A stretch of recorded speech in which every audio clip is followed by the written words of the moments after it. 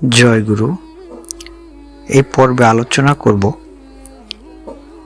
সাপের দংশন বিষয় বা বিপদ আপদ থেকে মুক্তি পাওয়ার দোয়া বা ওজিফা।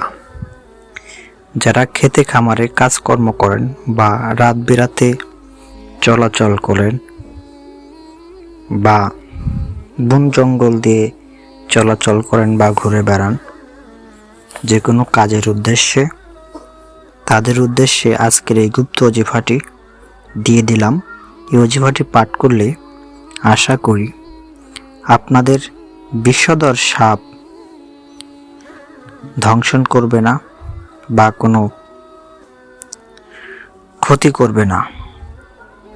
এই ওজিফাটি পাঠ করলে সাপ এবং বিপদ আপদ থেকে মুক্তি পাওয়া যায়, ইহাই কেতাব প্রমাণ করে।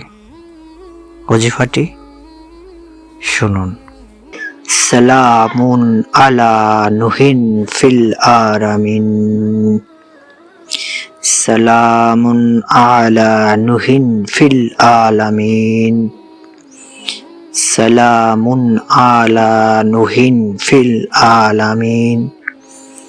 এই ওজিফাটি বা এই আয়াতটি হলো কোরআনের 30 পারা সূরা সাফফাত 79 নম্বর আয়াত। এই আয়াতটি পাঠ করলে বা নিয়মিত পাঠ করলে আপনি সকল প্রকার বিপদ আপদ থেকে হেফাজত থাকবেন। এবং এই আয়াতটি কোনো বিষধর সাপের সামনে যদি 3 বার পাঠ করা হয়, বিষধর সাপটি আপনাকে দংশন না করে বা কামড় না দিয়ে সে চলে যাবে, মাথা নিচু করে সে চলে যাবে। ওজিফাটি আবারও বলছি, শুনুন।